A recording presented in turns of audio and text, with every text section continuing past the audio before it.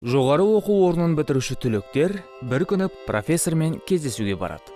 Көрісіп, амандасқан соң, жағдайларын қалай деген сұраққа әр қайсысы өмірдің қиындығы мен ауыртпалығын айтып, шағымданады.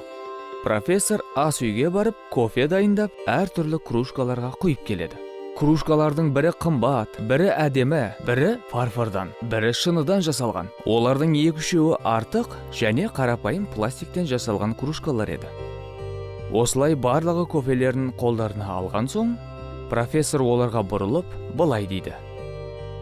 Міне, көрдіңдер ме? Сендер осы жерден қымбат, құнды, әдемі кружкаларды алдыңдар.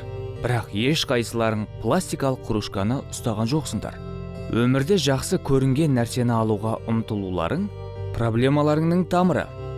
Дұрыс түсінсеңдер, кружкалар кофені дәмдетпейді. Кейде мұндай кружкалар біз ішіп жатқан кофенің қаншалық қою немесе сүт қосылғанын көрсетпей жасырып қояды. Шын мәнінде кофе бұл өмір. Ал енді жұмыс, ақша, байлық, қоғамдағы орындарың бұл кружкалар. Естеріңде болсын, қымбат кружканы әркім сатып ала алмайды. Бірақ қолындағы кофенің дәмін сезіп ішу бәрінің қолынан келеді. Адамға өмірде бақыт әкелетін нәрсе кружка емес, кофе екенін білген абзал, деп кофесінен бір ұрттады.